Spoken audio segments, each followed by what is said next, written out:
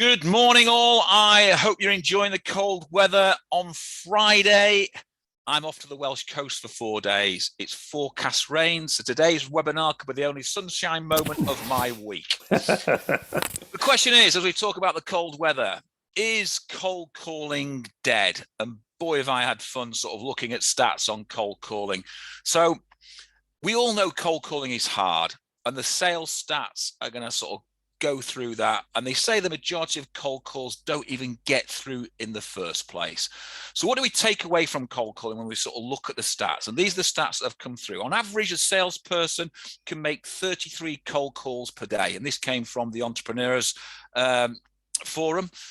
A typical sales rep will make 6.6 conversions per day. That means actually have proper conversations with a client. The more conversations they have, they correlate directly to the higher quotient of attained business. So the more conversations you have with clients, the more business that you get. However, 90% of CEOs said they never return a cold call or a cold email. 72% of all cold calls don't get through to a human being, and that came from the Belfast University. And the average sales professional spends 7.5 hours cold calling to secure one appointment. So that's one a day. And the most effective time to cold call is between 10 and 2 p.m. The least effective time is obviously after 5 p.m. However, today, if we want to succeed, we've got to start to think about sales, because cold calling, warm closing leads is all part of the problem. So we've got to think about how we fix our clients' problems. So what they said was 75 to 85% of salespeople value their CRM, the productivity apps, email marketing, and social selling as a view to success. That came through LinkedIn. What do buyers want from sales pros? 69% they need to be listened to. 61% they don't be pushy. And 51% they want relevant information from their salesperson. That came from HubSpot.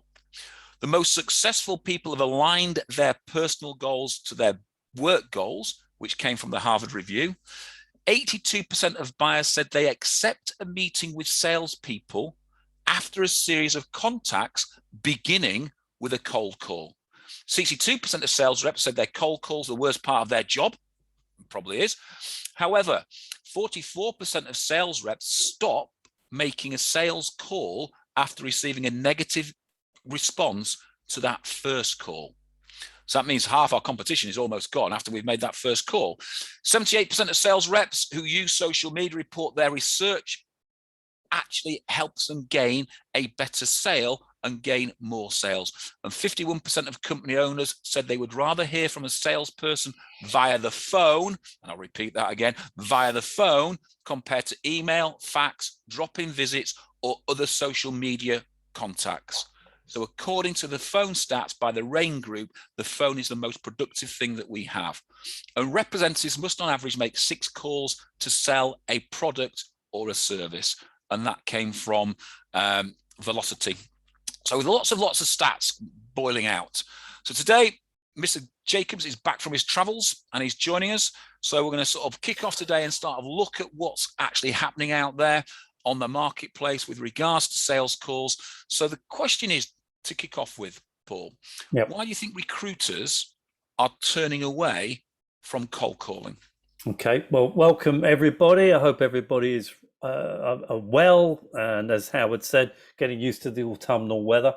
Lovely to see you all again. And I, to answer your question, Howard, cold calling, or I mean, talk about the operative phrase cold calling. We're talking about the weather. People generally speaking find cold calling something of a disaster. They don't like it. They've never liked doing it.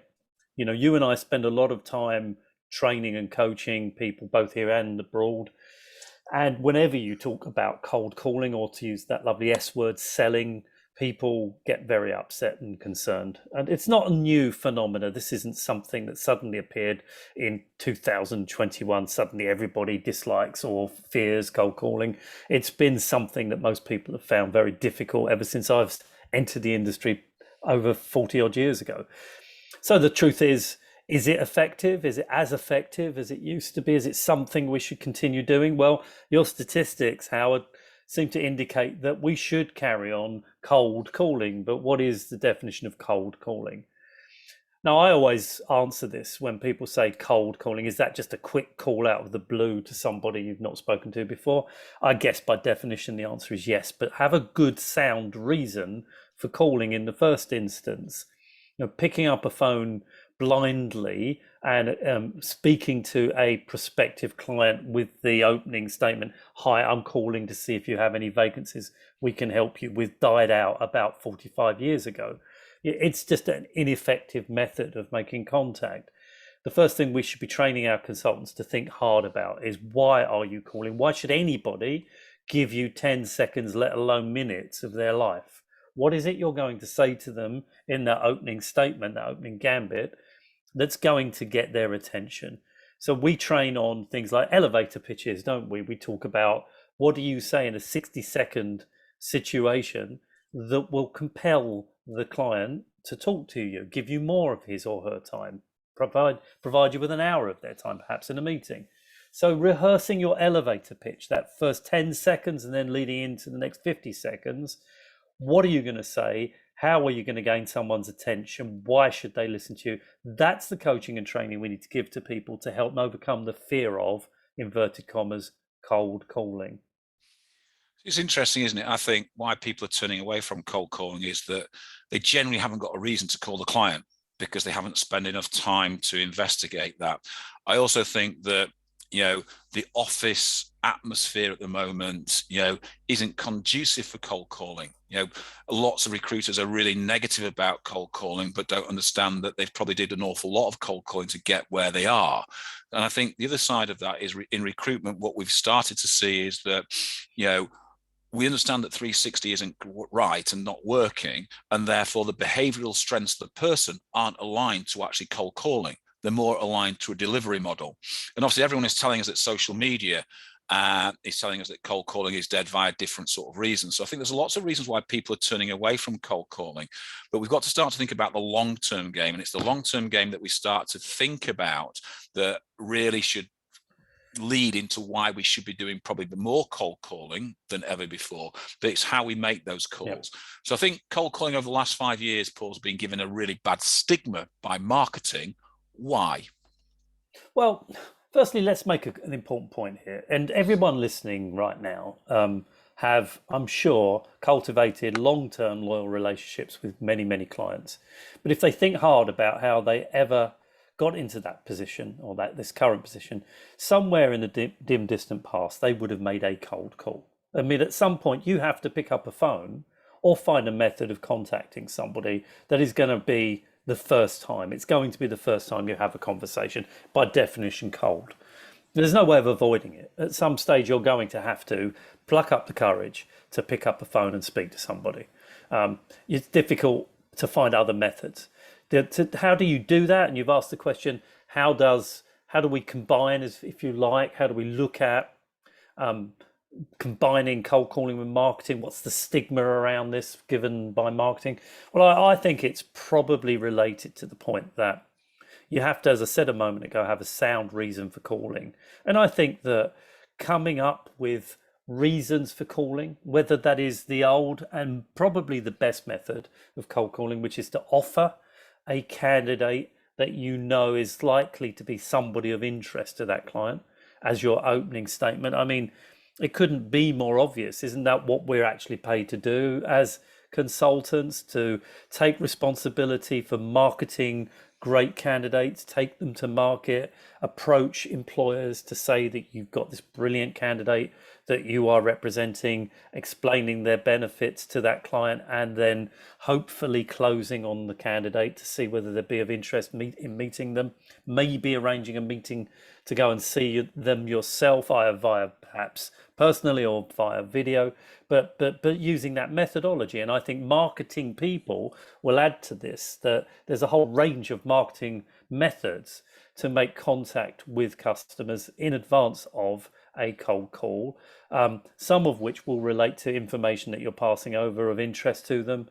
We've talked in the past about providing market intelligence to clients to position yourself as a market leader, a market expert. that helps warm the cold call.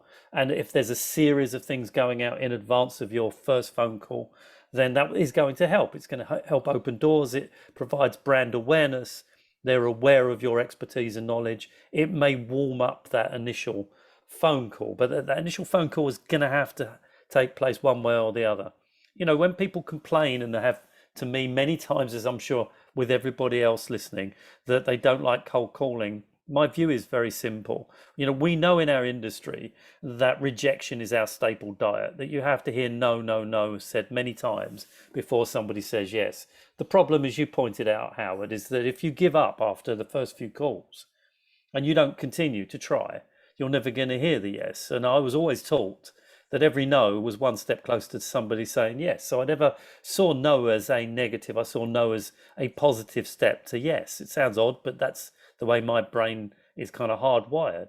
So, getting over this fear of rejection and kind of spinning that to a position where that hearing no said several times will ultimately, if you're persistent enough, result in a yes, is the way forward, and what we have to get into our consultants' heads. It's the 6th, the 7th, the 8th time that you make the phone call that gets you into that conversation, generally not the first few times. So marketing has a great place to play in all of this. How does it help warm up that customer? How does it help warm up that client and make them aware of our brand, make them aware of our expertise in their marketplace, make them more pliable, more open to that conversation? And I think that when you say it's been given a stigma by marketing cold calling, well, I'm not convinced about that. I think there's a joint venture between the salesperson and the marketing executive that creates the opening. So I think it's an interesting comment, isn't it? And I think that if I remember right, the Jam sang "This is a Modern World," and I think we have changed over the last 5 years. And I think social media and that marketing creation through social media and email marketing, etc., creates a really great sales funnel. And what it does, it indeed brings lots of inbound leads to you as the person. However, we still need to convert those leads. We still need to create, take that client through the journey once they get to us. So to me, marketing is great at bringing those leads to us. We still need to convert those leads. And I think this is where we've got to start to think about what that human interaction is and what's going on. And we start to think about, as more and more people jump into this marketing world, and they should be going into this marketing world. Let's not be churlish about it. They should be going into this marketing world. What's going to happen, though, is as more and more agencies start marketing properly to clients and creating these sales funnels and email campaigns are going out, etc., this is going to become what the cold calling was of the 80s and the 90s and the early 2000s, where directors are getting, or buyers, should I say, are getting hundreds of sales calls every day. And hence why I think that stat was 90% of all directors, CEOs do not pick up a sales call and do answer them, because they were getting genuinely so many of them. But what's going to happen is that now they're going to be getting so many emails and so many marketing requests from that function. It's going to become the cold calling of the future. And so they're going to start to switch off from that. So if they're, rather than having one or two really good marketing campaigns coming in to choose from, if they've suddenly got 10, 15, 20 to come from, then what we need to be doing then is having, as you were saying there, Paul, a purposeful cold call going into that client, whether that be pre the marketing campaign, as part of the marketing campaign, etc. Because what we need to do is think about how we warm that client up to accept our offering and to understand our offering. So the true reasons for calling now become out. We're helping to convert that client rather than sit there. And what you were talking about, Paul, there are stats that saying, it takes 6 no's to a yes. I mean, it's a very famous conversation. But what it says, actually went on to say, is there are 6 interactions before a client will start to truly listen to you. And what's those interactions are, and how those interactions sort of take place, whether that interaction be a marketing email or a telephone call. What we know is that 50% of all buyers want to hear from someone personally. So I'm not saying that cold calling is dead, because it's not. I think it's absolutely part of the actual makeup of what we should be doing, but there needs to be that blended approach. So there's the comment: is how should cold calling and marketing become a joint venture? So Howard, I think, I've come from a very, everyone knows this, I've come from quite a heavy marketing recruitment background. My old business, Office Angels, we've spent a huge amount of time and energy in marketing. But, we all know that sending out really good quality marketing materials or content is very important, but it's only going to be effective if it's followed up with a phone call. Statistically speaking, if you send out marketing materials to people, only, well, I would suggest less than 1% of the people you e-shot or you mouse shot that material to will respond directly to you. You mentioned earlier it generates leads.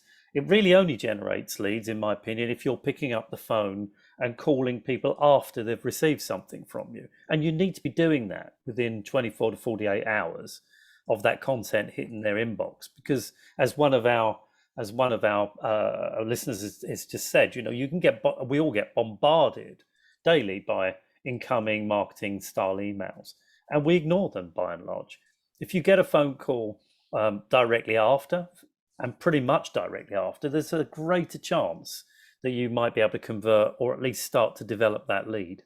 But sending out marketing material without following through, I think, is a complete waste of time, unless you're sending out hundreds of thousands. And back in the day, you'll remember, some of our older listeners will remember the Reader's Digest. That was, we all got that rubbish sent through our letterboxes, and they'd send out millions. And I don't know what their conversion ratio was. Let's say it was 1% or less than 1%. If it's less than 1% of millions, it's a sizable number of people. But when we send things out via our own database, if we're sending things out to 100 people and we don't follow up with phone calls, the chances of you getting an incoming call is very, very limited, very limited. But if you make a call directly after, you'll probably pop your response rate up to something close somewhere between 7 to 10% as a response rate. So marketing has its place, but it has to be followed up by the human touch, by human contact, if you're going to get anywhere with it. My advice to people always is send things out in bite-sized chunks. And if you're sending out, for example, candidate profiles, don't send out hundreds. Send out 10 a day and try and follow those up each day with a phone call. So you're following up 10 a day, and you'll have a better response rate on sending out 50 with phone calls to each of them than if you sent out hundreds and waited for people to call you back. It's not the volume, it's the quality of the aftercare, it's the quality of the call after that makes the difference. I think it's, you're exactly right what you're saying. I think I disagree with some bits about, following up almost immediately. One of the things that really sort of cheeses me off on LinkedIn is that, I connected with somebody on LinkedIn, and within 30 seconds of connecting, in comes this inbound sales message. I think we have to be a little bit more subtle than that and be a little bit more creative than that. But I do think that blended approach, as I said earlier, is absolutely apparent. If there are 6 no's to a yes, then what is our sales strategy to get to that 7th interaction? How does that sales strategy work? If we know 44% of our competition gives up after that first negative experience, then that's an awful lot of the marketplace that's disappeared. And therefore, if we are more aligned with our approach to our clients and look at it from our clients' point of view, because what Ashley was saying, she's been unsubscribing, I've been unsubscribing as well from lots of different people, because I didn't see the value in it. And I think Colette's right, changing the word from cold calling to warm calling is maybe a different mentality and a different view, because what we should be thinking about is how are we warming that client up. Yes, the client is cold initially, but how do we warm that client up? Now, whether that be sending really good data to the client, whether that be sending sort of good information to that client, whether that be interacting on one of their posts on social media, whether that be then having a genuine conversation, but what's that conversation about? And these are the things that we need to think about. And we said last week on the webinar that, and we said when we were at the expo a couple of weeks ago, is the problem with salespeople is we're too focused on today and tomorrow. how do I get the sale today? How do I get the sale today? How do I get the job today? We're not focused on the actual problems and solving problems for our clients. So if our marketing was more about solving problems for our clients rather than putting a bum on a seat, then our clients are more likely to listen to us. But we need a blended approach to get through to that client to help expedite that 7 no's to a yes.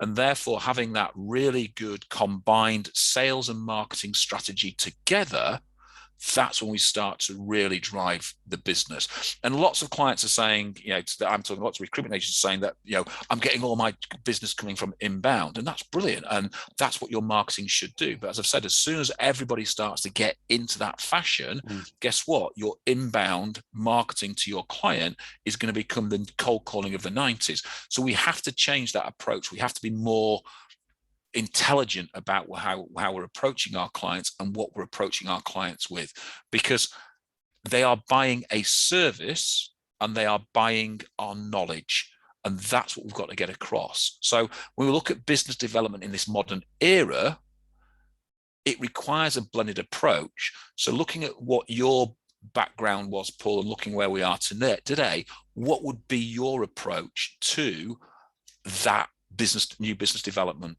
So I'm quite happy with you disagreeing with me, even if you're wrong.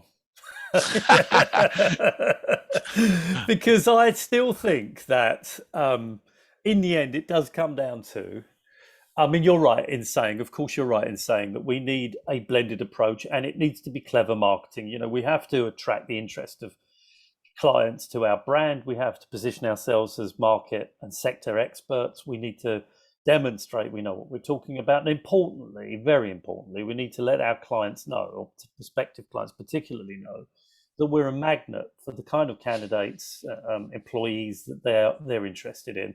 So there's a variety of different methods of doing that. But back to my earlier point, at some point, somebody has to have the courage to pick up the phone and chase down a client. And you are running the risk that you're going to irritate and upset people. Well, that's not news. That's been going on nearly in my 45 years. In recruitment, you're always going to run the risk you're going to annoy or irritate people. It's unfortunate. That's not your intention. It's not what you want to do. But we have a job to do, and the job is to try and find opportunities for our candidates, particularly in this current market, where finding great candidates is more difficult, far more difficult than finding roles. Every single one of my clients, I'm sure everybody listening here, are drowning in jobs at the moment. It's fantastic, obviously. The bigger issue is finding qualified candidates, attracting those people, and then doing something for them and with them as soon as we meet them and talk to them, because they're not going to be on the market for more than 24 to 48 hours if they're hot to trot and they're keen to find another role. So we're going to have to be courageous. We're going to have to pick up the phone and speak to clients. And I think to some extent, Howard, this comes down to urgency. I was saying this to somebody else yesterday, that what we have to do and try and get into our clients to understand is that great candidates are not going to be on the market for very long, and we have to create a level of urgency. In the same way that when we advertise roles and we place them on social media, there need to be some level of urgency to get the applications in, by setting deadlines for applications, for example, closing dates. Advertising or marketing is all about creating urgency and selling the sizzle. You have to get people interested and excited potentially about what it is you're offering. So, the point here is that at some point, whilst no matter how clever your marketing and how clever your development of your brand is, it's going to take one of you to pick up a phone and be persistent and get through to that individual you wish to speak to try to cement the great marketing or the content development that you've sent out in advance. At some stage, we have to make that effort. And I think this is the point we were making earlier. You talk about cold calling, warm calling, call it what you will. We are paid to try to communicate, and we're paid to represent candidates in this market. One of the things that I think there's such a major mindset change from pre-COVID is training our people to understand that it's no longer about filling jobs. It's actually much more about representing great candidates in the market and making sure that when we find them, we do something for them urgently, and creating that urgency and being persistent to try to get through to customers in a range of different ways, as you rightly point out, Howard, is very much part and parcel of what we should be doing on a daily basis.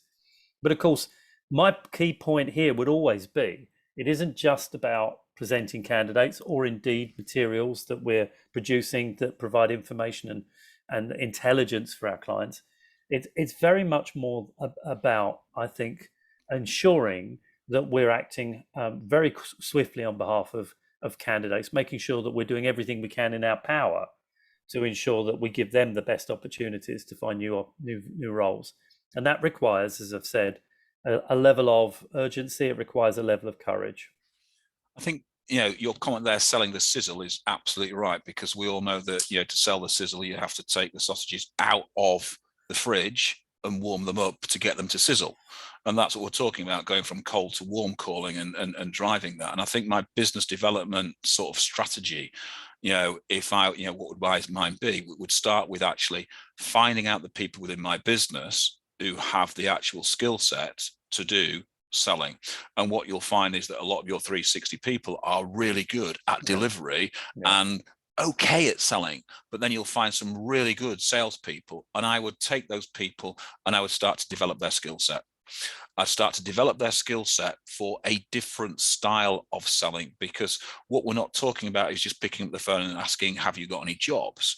It's about absolutely going on fully armed and forewarned to your target audience, and you know what you're going into that with. So having those people trained and developed to actually, do a proper sales call is really important. And if I go back to my days as an IT recruiter, I remember one of my friends, the guy who I played rugby with, was a salesman for IBM. And it was really quite interesting. We were sat down, we played rugby together. We were on a coach going somewhere, and he was going through this document and reading through this document. And it was probably, a fairly lengthy document, probably just short of a book. And I just sort of said, what are you reading there? And Nick turned around and said, oh, this is my information on the client that I'm pitching on Monday. And I said, have you spoken to the client at all? And he said, no, this is the data and the information that I have on the client. So I know exactly where their strengths are, exactly where their weaknesses, exactly where I can put my pitch and what I'm doing for. So he was going in massively forearmed before he went in with that sales call. Yeah. So what we're saying is that business development approach for the modern era, if we start to think about what we're doing with our generic marketing approach, if it's generic, we will get some comeback from it. However, if it is absolutely precise and targeted to our target audience, and then our follow-up call is we are knowledgeable about that client, their marketplace, and what's going on, then we have a really better opportunity of sell. And one of the things he said to me, he said, what's really interesting, he said, we do not attempt to sell on that first call. So my call tomorrow isn't about selling. My call is to identify problems and issues that I can go away and come back with a solution for and work from there. So he was all about keeping his prospect relaxed. It was all about keeping his prospect in the knowledge of what he could do with them. So he didn't overwhelm that prospect in that first call.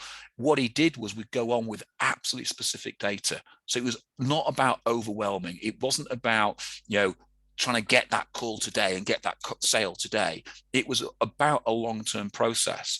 So you think, you can put your sausage into the pan to sizzle, but it's not cooked for a long time. That sizzle has to go on an awful long time before you can take the sausage out of the pan and actually eat it. But it smells great, and it sounds great, and that's what you're trying to do. You're trying to get people to salivate at the prospect of working with you. And absolutely, and that's what I was just about to say. That bit between when the first sizzle starts and the second bit sizzle starts, it's all about whetting the appetite. Exactly. It's all about creating the anticipation of what that say will be, and therefore that's what we've got to do. So I'm feeling very hungry now that we're talking about sizzling sausages. But I'll say this, and I think you make a great point, and Colette made the point too very well, that these days finding out information about clients is not difficult. It used to be. I mean, back in the day, we used to rock up at our clients' reception areas to ask for their, their brochures so that we could take them back to the office and read them before we contacted clients, so that we had some level of information. Of course, it's so much easier now. Everybody's got a website. You Google companies, you look on LinkedIn. There's no excuses any longer for not having information about the customers you want to work with, or indeed the ones you currently work with. I'd say a really important point here is, and you make a great point, Howard, it is over a period of time. You are warming clients up over a period of time, and it's absolutely true. You're not going to get on your first call or even your first meeting the client to agree to use you and give you all their business. I mean, no one in their right mind is going to do that unless they know and trust you, unless you've proven yourself in the first instance. My view about cold calling is very straightforward. I will use use this as an example. I'll use a candidate to open the conversation, to talk about people that I've met that I think that might be of interest to them, having done my research, by the way. But my intention is to get a meeting with the client. I'm opening the door. I'm leaning my shoulder into the door. I'm wedging it slightly open. But my job here is to try to get a meeting with the client. I want an hour, 2 hours of that individual's time, whether that's virtually or face-to-face ideally, because it's only then, when I'm sitting with a customer, that I can truly ask a range of open questions to identify potential gaps in terms of their recruitment methods, the support and services they've received from my competitors, to understand what I could provide in terms of solutions. So really and truthfully, what we're always doing when we're making calls is just trying to get ourselves meetings. And what bothers me an enormous amount is that our people are still not particularly active in general terms in getting in front of clients. And then when I say getting in front of clients, there's no excuses anymore. You can do it as we're doing right now from your own front living room if you want to. You can speak to clients face to face and find time to see them via virtual methods as well as personally. That's what we need to do, because once we've done that, it's no longer cold calling. You've overcome your cold calling issue because you've warmed the client, you've met them, you're beginning to develop a trusted relationship, a trusted advisor relationship with them. So if you look at that, what we're saying and what the stats bore out was 82% of buyers say they would accept a meeting with a salesperson after a series of contact beginning with a cold sales call. So if we start to roll this question on, and Jackie's just started to sort of there, yeah. she's obviously read my mind, and she's going to sort of get the next question. So she agrees with me. Very few people do, Paul. So we found one. We will send Jackie a Christmas card and everything. Thanks, Jackie. So the question would be then, why is business development fundamental to business survival? And Jackie has a great point there that, it's so easy to pick up jobs nowadays. So people don't do a great deal of business development, but obviously the market will change when it will come back. And then it's about how we do that. So why is business development fundamental to business survival? Okay, so it's a really good question, because at the moment, and we said it a moment back, is that we're drowning in jobs. I mean, 1.1 million vacancies available in the UK today, and it's in every sector. Let's not kid ourselves. It's not just petrol tanker drivers. There's a shortage. There's a shortage in every sector imaginable, including, and everyone will be nodding their heads as I say this, finding recruiters for our own businesses. Everybody's struggling to find people for our industry. So you could argue, and I hear it every day, don't need more jobs. My argument's rather different. I think the moment we stop looking for new business without realizing it, and we put the handbrake up in our businesses, and in due course, we'll go backwards. We've always got to be looking for new business. That you cannot possibly relax in our industry and accept that you've enough clients to keep you going forever. We work in a very dynamic environment, and customers who use this today are not necessarily going to use this in 6 months' time or in 6 years' time. You've always got to be looking for the opportunities to start working with new customers. And we've got those opportunities all around us at the moment. We've got existing customers, of course, who are developing their businesses further. And in fact, to be fair, and maybe to contradict myself slightly, the biggest opportunity you have to build new business is to work closely with existing clients, because in all probability, 60 to 70% of our new opportunities will come from existing warm clients. To make a reference to cold and warm clients are our easiest method of growing new business. But we've also got to be aware of new entrants into the market, of which there are many at the moment. Lots of new businesses emerging now, as we've been predicting. We know that that's a fairly common situation off the back of recessions and downturns, new business ventures. Also, companies that have survived the recession that may be 3 to 5 years old are now going to be gung-ho to develop and grow. Another obvious opportunity. So the moment you stop looking for new business, you're going to start falling back over a period of the next 6 months, 12 months behind where you want to be. And you're giving that gift to your competitors to take advantage of supplying those new companies, or indeed leveraging existing relationships to gain more business. We've always got to be looking for new business. We've always got to be business developing. You know, the old adage about always closing, always be closing, whilst it's a cliche, is very true. We've always got to be looking for new opportunities, because nothing is for certain. And if there's anybody listening here that has ever felt safe running a recruitment company or running a desk, then show them to me, because I've never felt that. I've always felt insecure in our industry, and it's that insecurity that drives you forward to making sure you're always looking for new business. Even in this current market where we're drowning in roles.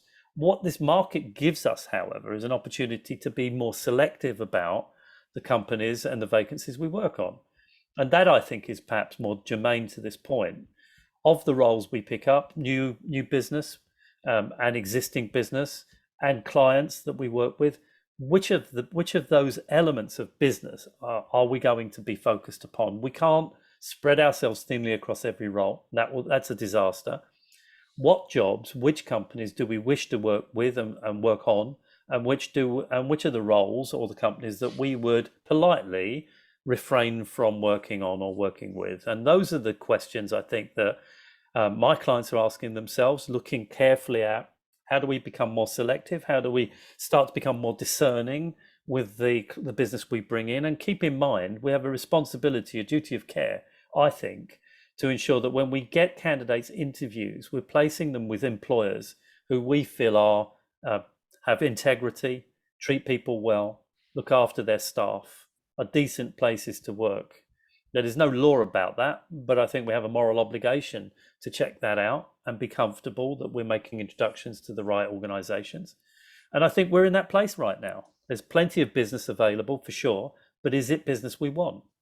And I think this point about business development is important, because what kind of business do we want to be doing and who do we want to be working with? So I think, when it's fundamental survival, I think what you're saying there, and we talked about this, a couple of weeks ago about staff, about, retention is the new form of recruitment for our own internal staff. If you can retain your people longer, then you'll get more out of them, etc. Now, the average stat in the UK about business development is that you need to refresh 40% of your client base every year. So if we retain more of our current staff, and that's what Annette's pointing out to, is it's about creating business relationships, not for just when they need a recruitment person, but throughout that process they don't. What are you doing to help? How are you, funding them? How are you funding with information to help them do their job better, etc., etc. So if we think about that, if we stop our business development now and just purely rely on inbound marketing, then when the market starts to change, what we start to find is that our 40% that we should be replacing, we might not be replacing because we won't have a pipeline to replace. So we need to start to think absolutely now. If we can retain more of our clients, then I don't have to replace 40%. But if I retain more of our clients and then still look at that 40% and say, right, if I could add a new 40% into my business, then you get a huge amount of growth. And so it's about creating that understanding that within your current client base, how do you move to become, as Paul just said, they're the trusted advisor, and go beyond that, so you're selling more recruitment solutions to your clients. And then how do you use that information to then open up more new clients that then create growth? We know it's easier to get more out of what we've already got, but if we start to then open up more new clients and keep growing, then we start that trajectory of upward sales rather than flatlining and then start to lose. Because at the moment we're all thinking, great, we've got loads of jobs on, and what we're actually doing is we're flatlining our client base even though they've got lots of jobs on. If we're not adding new clients into that client base, when those clients stop recruiting, guess what? We're going to get an immediate fall, and therefore we'll start to fall. Our sales will start to fall. So we've got to start to think that for fundamental for survival is bringing new clients into our portfolio of clients and treating them and developing them over a period of time. So the question is, and I think I alluded to it a little bit earlier on in my thinking, is should business development be a standalone discipline? The answer is no, it's not a standalone. I mean, you've said, and I think just to come back to your earlier point, not everybody is a business developer. You know we have people working in our businesses who are really good delivery consultants, but they are not necessarily the people that will go out and win new business, close new business, bring new business in. And we've been saying for many, many years now, Howard, that 360-degree recruiting is a debatable point. You know, not many people are really capable 360-degree recruiters, can deliver well, can find new business, maintain client relationships, delve deeper and build trust, gain retained exclusive business and so forth. You know, not everybody is capable of that. In fact, they're a minority. So in certain cases, I think it is worth considering who in our businesses are really good at and enjoy business development, can get on the phone, as we started at the beginning of this discussion, talking about, arrange meetings, go and see clients, start to really develop warm relationships, get closer and closer, moving towards trusted advisor status. Who are these people that work for us? Do we have them? Can we refocus them? Can we look at people who are brilliant at delivery and consider how we develop them further? What about candidate care and attention? Do we need to put people into those areas? In other words, this Ford Model T thing about we have a group of people all doing a little bit to construct the car rather than ask them all to build a car each. I think those are very interesting conversations, and it's something worth thinking pretty hard about. In my opinion, it's a fact that some people are much better at selling and business development than others, and we ought to be identifying those people and using their skill sets to bring benefit to our businesses and indeed our clients. So is it a standalone discipline? It can certainly be a standalone discipline without a shadow of doubt. One thing I will say here that's really important to all of the owners of recruitment businesses, and I think that we have these conversations regularly, never underestimate your impact when you talk to clients yourself, because employers want to speak to the MDs, the directors, the owners of recruitment businesses. You have major sway, major influence, and you should be very closely talking to your key clients on a personal basis, seeing them regularly, talking to them regularly. And I know how difficult that is, especially when you're running medium to large recruitment businesses. It's very hard to find the time to do it, but it's unquestionably the most important thing you need to be doing aside from supporting your own people. We know that great leaders spend more time outside of their business than inside their business. And I define outside of the business in terms of networking and going out and meeting clients, spending time with clients. It's extremely important. So you have a big part to play in business development. If you're talking about standalone disciplines, well, I think recruitment business owners are probably the standout people when it comes to standalone discipline and leading the charge as far as business development is concerned. I do not disagree with any of that. I think it's, horses for courses, as you said, that, find the people who have got the skill set to sell and give them a strategy to go and sell. And I think that's what we are poor at. And I think if you start to look at the big players in the marketplace, when they start to see opportunities in clients that are, growing or have potential to grow, they bring a different sales strategy into that client to try extricate as much business out of that client as possible. And it all starts with creating that relationship with the client. And therefore, that initial sales discipline is really important. What you were talking about there is, level selling. Your directors should be selling at director level. Your recruiters should be selling at the recruitment line. Yeah. And then we start to infiltrate the client more. One of the biggest fears, certainly when I was a business owner, was what happens if my big recruiter leaves? And what I've suddenly thought, well, hang on a minute, if I ingrain myself into the client at the buying level, then I have the power of that relationship. Therefore, if that consultant does leave, I still have the relationship and can drive that relationship. And what I found was, as soon as I got in, I found more opportunities, and I found more, I found better things that I could be spending my time with that client talking about other than recruitment. And what we found, we created stronger relationships, and that took us to the next level with those clients. And I think being a standalone discipline is really important, because focusing on the clients that you already have, but then focusing on clients that look like those clients to make sure that you can maximize your time is really important. And having the time to, and this is the thing that I find that 360 recruiters don't have, they don't have the time to do that pre-investigation into a client, that pre-prep into a client. They think that every sales call should be convert the sales call. They don't think it should be over a period of time to convert that client into a sale. And therefore, they don't invest emotionally into that.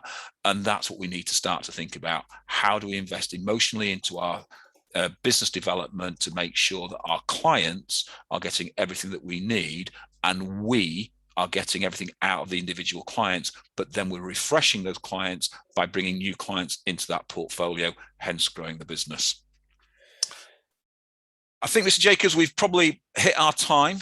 Well, yeah, we're getting there for sure. Last point I would say here is that, and I think just to reinforce what you've been saying and what the people have been commenting, and thank you so much for all your comments, guys, much appreciated. But I think it's this, that, it's about intelligent marketing. It's about a combination of intelligent marketing, intelligent calls, and developing long-term relationships. Colette, who worked with me many, many years ago, makes some great points here, how you develop relationships and you maintain them even during the bad times, and that's very important.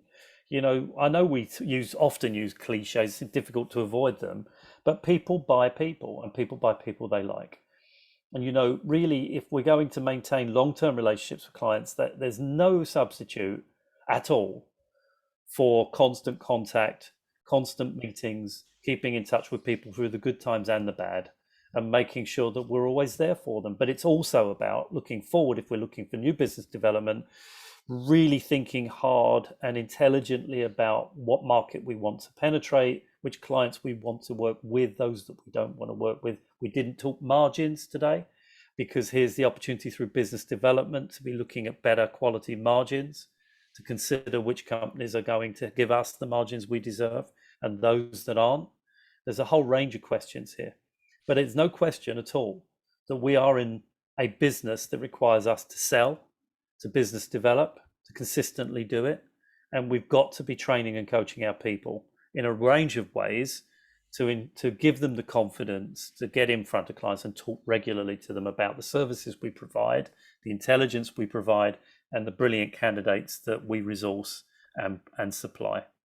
I know I've worked with a number of clients that are on the call at the moment, or on this webinar at the moment, where we've sectored out their clients, their current buying clients, which is the first part, and given them a plan. It's then about executing that plan. And I always say that you can have the best strategy in the world, but it's how you execute the strategy, how the people enjoy the strategy. And that's, your consultants, your clients, and your candidates, and your suppliers that can help you with that strategy. And does it drive cash into the bank? And so we start to look at our new business sales strategy. If we've got a really weak strategy and it's weakly executed, then it's never going to drive cash into the bank. But we get masked by the clients that are already working with that are driving cash into the bank. We've got to keep putting new pound notes into the bank, not existing pound notes, and keep growing those. So having that standalone strategy is really important. I think that's where business development will change over the next 5 years. And to help with that, in next week's webinar, we're going to look at how you capture clients and candidates' attention before you actually start speaking to them. So what's the difference between inbound and cold calling? What will happen when everyone markets the same way? So we're going to start to sort of help develop that sort of series from today to look at, right, what's those first points that we need to be doing to ensure that we get there, and that we know how to actually capture a candidate and client's attention before we actually start calling them. So ladies and gents, thanks very much for your time. It's been much appreciated. Thank Good you. to see you back, Mr. Jacobs. So My thank you for great all your pleasure. input as ever. Heather and Dave were on the REC webinar at the same time, so they'll be back with us next week. And Mr. Sharp is, I believe, on client, so I believe he may potentially be with us next week. We're not too sure. So if you have any questions, thank you very much. It's been much appreciated. I wish you all a great week, and we look forward to seeing you all next week. See you guys. Goodbye. Take care, everybody.